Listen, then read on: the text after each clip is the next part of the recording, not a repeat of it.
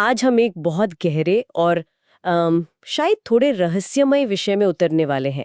राजयोग और वो ultimate experience जिसे परमात्मा अनुभूति कहते हैं। God realization. हाँ, हमारे पास जो जानकारी है वो इसे स्पिरिचुअलिटी और साइकोलॉजी दोनों के नजरिए से देखती है। तो आज हमारा मिशन ये समझना है कि ये अनुभव असल में है क्या, और जो हम आमतौर पर सोचते हैं उससे कितना अलग है। बिल्कुल। क्या ये अनुभव आज की भाग-दौड़ भरी जिंदगी में भी संभव है, या ये सिर्फ जैसे कहते हैं हिमालय में बैठे योगियों के लिए है? चलिए इस गुत्थी को मिलकर सुलझाते हैं। ये सवाल बहुत जरूरी है और इस चर्चा का जो केंद्रीय बिंदु हमारे स्रोतों से निकल कर आता है वो यही है क्या? कि क्या ये परमात्मा अनुभूति कोई बाहरी चीज है जिसे मंदिरों में, तीर्थों में या किसी गुरु में खोजना है, या फिर ये हमारे ही अंदर की एक अवस्था है जिसे बस जगाना है। मतलब खोज बाहर की है या भीतर की? हाँ, और ये पड़ताल हमें मनोविज्ञान और आध्यात्मिक एक बहुत ही दिलचस्प मोड़ पर ले जाएगी। ठीक है, तो चलिए शुरू से शुरू करते हैं। सबसे पहले ये राजयोग है क्या? क्योंकि ये शब्द सुनते ही लोगों के दिमाग में अक्सर मुश्किल आसन और घंटों की तपस्या की तस्वीरें आती हैं। सही बात है। लेकिन यहाँ जो दस्तावेज हैं वो बताते हैं कि अधूरे ज्ञान की वजह से लोगों को इसके अभ्यास में मुश्किल होती है। यहाँ तक कि ये भी कहा गया है कि इस अनुभव के लिए भावना और प्रेम का भी सही ज्ञान होना जरूरी है। हाँ, ये बात मुझे बहुत दिलचस्प लगी। इसका क्या मतलब है कि इस परम आध्यात्मिक अनुभव के लिए अपनी भावनाओं को समझना जरूरी है? इसका मतलब ये है कि यह अनुभव कोई हवाई या काल्पनिक चीज नहीं है। इन दस्तावेजों में इसे एक मनोदैहिक यानी साइकोसोमैटिक अनुभव कहा गया है। एक मिनट, मनोदैहिक? ये तो काफी भारी शब्द है। क्या हम इसे आसान भाषा में समझ सकते हैं? जरूर। क्या इसका मतलब ये है कि शांति, प्रेम या आनंद जैसी चीजें जिन्हें हम महसूस करते हैं वे सिर्फ विचार नहीं है, बल्कि हमारे शरीर और दिमाग में होने वाले असली टैंजिबल बदलाव है? बिल्कुल सही पकड़ा। इसका यही मतलब है। सुख, शांति, प्रेम जैसे गुण जिन्हें आत्मा अनुभव करती है वो असल में मन और शरीर की एक खास अवस्थाएं हैं। अच्छा। यहाँ आत्मा और मन के फर्क को समझना बहुत जरूरी है।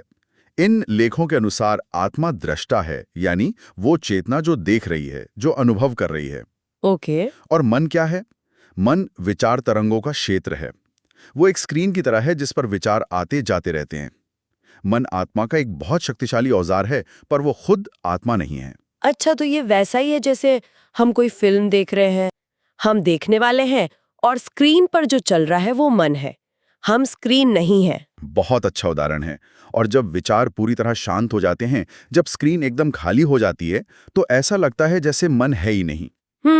पर उसे देखने वाली चेतना यानी आत्मा तब भी मौजूद रहती है। राजयोग उसी दृष्टाभाव में टिकने का विज्ञान है। और यहीं पर वो मशहूर कहावत आती है जिसका जिक्र इन स्रोतों में भी है, कस्तूरी कुंडल बसै, मृग ढूंढे वन माही। हाँ, एक हिरण अपनी ही नाभि से आती कस्तूरी की खुशबू को पाने के लिए पूरे जंगल में भटकता रहता है, ये जाने बिना कि खुशबू का स्रोत तो सीधे अंदर है। क्या इंसानों की परमात्मा की खोज भी कुछ ऐसी ही है कि हम जिसे बाहर ढूंढ रहे हैं वो असल में हमारे भीतर ही है? बिल्कुल। ये मनोविज्ञान का एक बहुत गहरा पहलू है। इन लेखों के अनुसार इंसान असल में अपने ही मूल आत्मिक गुणों, शांति, आनंद, प्रेम, शक्ति का अनुभव करना चाहता है। अपनी ही क्वालिटीज को? हाँ, ये एक गहरी बुनियादी प्यास है। और जब उसे ये अनुभव अपने भीतर नहीं मिलता तो वो उसे बाहर ढूंढने लगता है। अच्छा। इसी मनोविज्ञान के कारण वो परमात्मा को मंदिरों में, मूर्तियों में, तीर्थों में या किसी साकार छवि में खोजता है।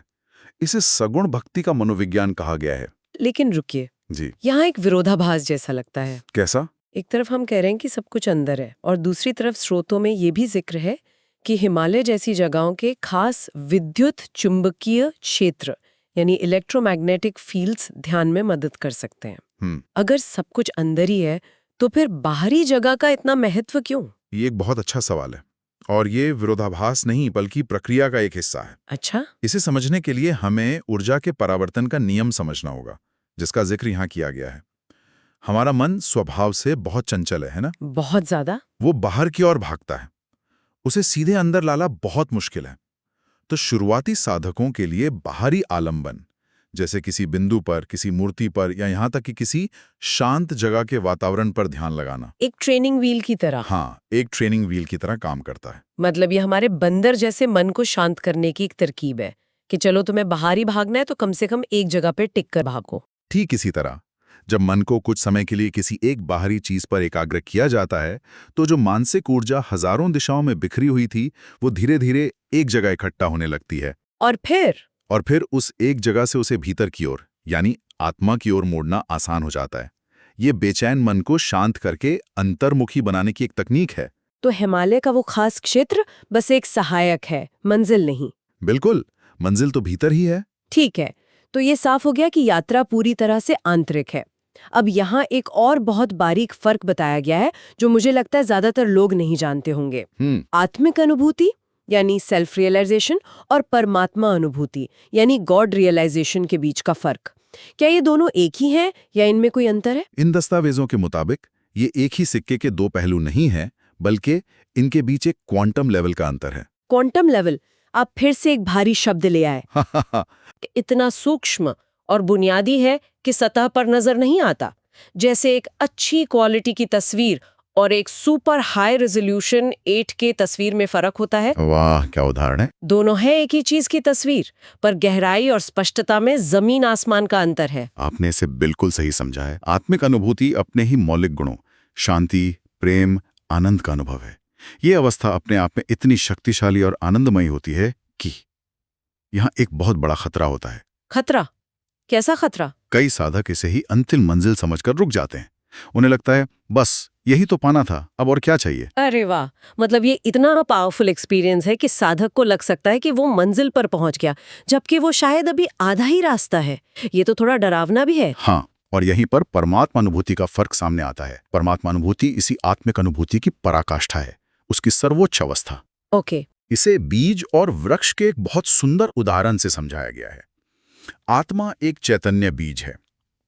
उस बीज के अंदर एक विशाल वृक्ष बनने की पूरी क्षमता है। जब इस बीज को राजयोग की साधना रूपी उपजाऊ जमीन में बोया जाता है तो ये अंकुरित होकर आत्मिक अनुभूति रूपी वृक्ष बनता है। और उस वृक्ष की पूर्ण विकसित अवस्था, जब उसमें फूल और फल लग जाते हैं, वही परमात्मा अनुभूति है। उस अवस्था में आत्मा के गुणों और परमात्मा के गुण इतने मिल जाते हैं कि उनमें कोई फर्क नहीं रहता। तो इसका मतलब ये हुआ कि परमात्मा अनुभूति तक पहुंचने का कोई शॉर्टकट नहीं है, आपको आत्मिक अनुभूति के रास्ते से ही गुजरना होगा। बिल्कुल, वो उसका पहला और आखिरी कदम है। अच्छा। जी हाँ, और ये समझना बहुत जरूरी है कि ये अनुभव कोई खैरात या किसी के आशीर्वाद से मिलने वाला प्रसाद नहीं है। मतलब मेहनत करनी पड़ेगी। इसके लिए धैर्य और एक मेथोडिकल पुरुषार्थ यानी व्यवस्थित व्यक्तिगत प्रयास की जरूरत होती है। इन स्रोतों में साफ लिखा है कि इसमें एक या अनेक जन्म भी लग सकते हैं। एक या अनेक जन्म? हाँ, जैसा कि एक कहावत है, बिना स्वयं के मरे स्वर्ग दिखाई नहीं देता है। पुरुषार्थ तो खुद ही करना पड़ेगा। ये सुनकर तो ज्यादातर लोग हिम्मत ही हार जाएंगे। एक या अनेक जन्म, क्या स्रोत इस प्रक्रिया को तेज करने के बारे में कुछ बताते हैं?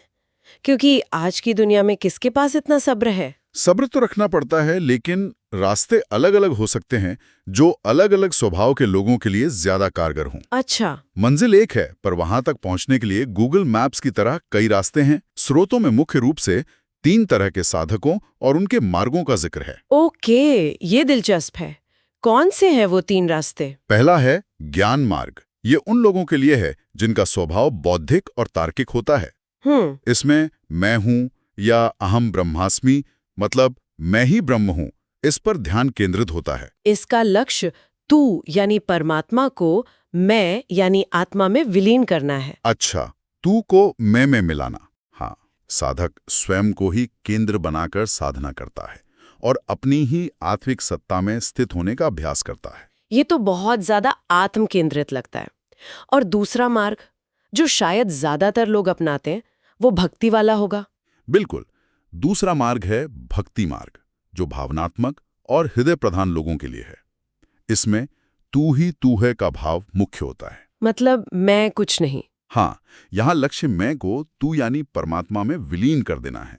साधक किसी साकार दिव्य छवि या निराकार परमात्मा को अपनी साधना का केंद्र बनाता है और प्रेम में इतना डूब जाता है कि अपने मैं के अस्तित्व को ही भूल जाता है। और तीसरा, जो शायद इन दोनों के बीच का संतुलन है। हाँ, तीसरा है मध्यम मार्ग।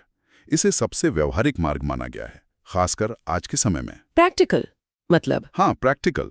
इसमें मैं और तू दोनों को साथ लेकर चला जाता है। साधक ना तो सिर्फ मैं पर अड़ता है, ना ही सिर्फ तू में खो जाता है।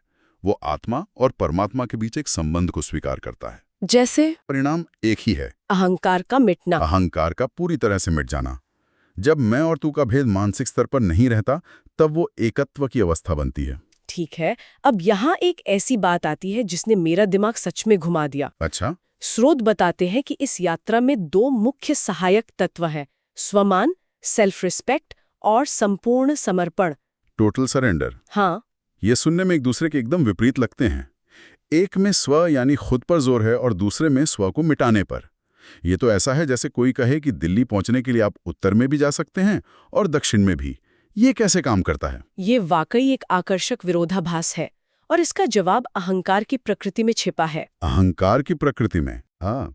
स्रोत के अनुसार ये 2 अलग-अलग रास्ते हैं जो एक ही मंजिल यानी अहंकार के विसर्जन पर पहुंचते हैं। पहले स्वमान को समझते हैं। ठीक है। यहाँ स्वमान का अर्थ सांसारिक अहंकार या घमंड नहीं है कि मेरे पास बड़ी गाड़ी है या मैं बहुत सुंदर हूं। इसका अर्थ है अपनी दिव्य और श्रेष्ठ आत्मिक स्मृतियों में रहना।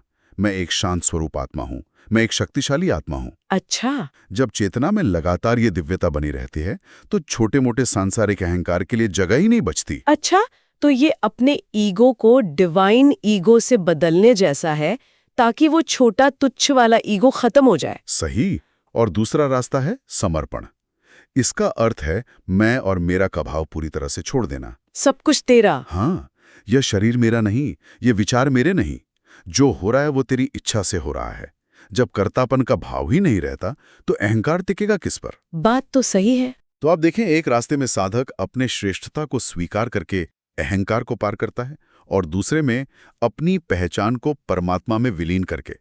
दोनों ही तरीकों से अंततः अहंकार टूटता है और परमात्मा अनुभूति का द्वार खुलता है। कमाल है। इसके अलावा पवित्रता और एकांत को भी अनिवार्य बताया गया है और मुझे लगता है यहाँ पवित्रता का मतलब सिर्फ रोज नहाने से नहीं होगा। बिल्कुल नहीं। यहाँ पवित्रता का मतलब सिर्फ शारीरिक नहीं बल्कि वैचारिक और भावनात्मक पवित्रता से है, और ये बहुत गहरा है। कैसे? इसका मतलब है विचारों का केवल तब उत्पन्न होना जब उनकी जरूरत हो, और वो भी सकारात्मक और रचनात्मक। 1 मिनट, विचारों का सिर्फ जरूरत पर उत्पन्न होना, ये तो लगभग असंभव लगता है। हमारे दिमाग में तो हर समय कुछ न कुछ फालतू चलता ही रहता है। ऑफिस की टेंशन, सोशल मीडिया, कल क्या करना है। क्या इस मानसिक कचरे से पूरी तरह मुक्त होना ही वैचारिक पवित्रता है? हाँ, और यही साधना है। ये एक दिन में नहीं होता, लेकिन यही पवित्रता उस मनोदैहिक ऊर्जा को ऊर्ध्वगामी करने यानी ऊपर की ओर उठाने का आधार बनती है, जो गहरे ध्यान और अनुभूति के लिए जरूरी है। अच्छा। जब ऊर्जा व्यर्थ के विचारों में नष्ट नहीं होती, तभी वो साधना के काम आ सकती है। और एकांत का भी मतलब सिर्फ किसी शांत कमरे में बैठ जाना नहीं होगा, है ना? नहीं, बाहरी एकांत तो मददगार है, पर असली महत्व आंतरिक एकांत का है।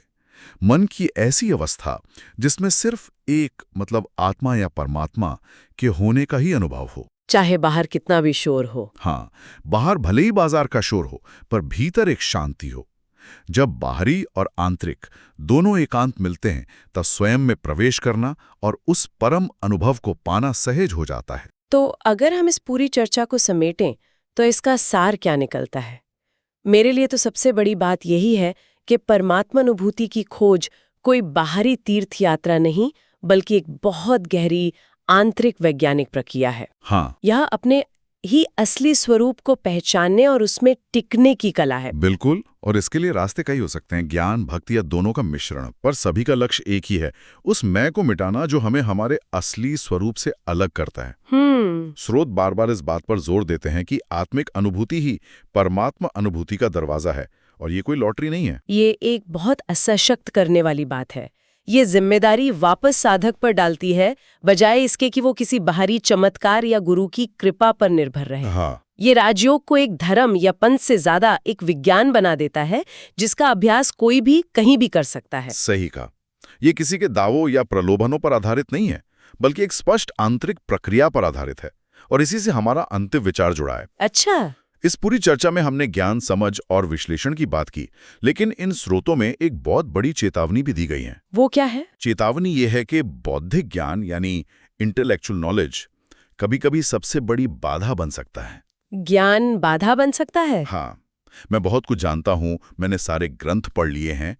ये भाव एक नए तरह का अहंकार पैदा कर देता है, जो वास्तविक अनुभव से मीलों दूर ले जाता है। परम ज्ञान की अनुभूति के लिए एक बिंदु पर आकर बुद्धि को भी पीछे छोड़ना पड़ता है। तो सोचने के लिए ये सवाल बहुत मौजू है। आज की दुनिया में जहां हम जानकारी, डेटा और बौद्धिक समझ को ही सब कुछ मानते हैं, उस परम ज्ञान को पाने का क्या अर्थ है, जहां पहुंचने के लिए आखिर में मन और बुद्धि जैसे औजारों को ही पार करना पड़ता है?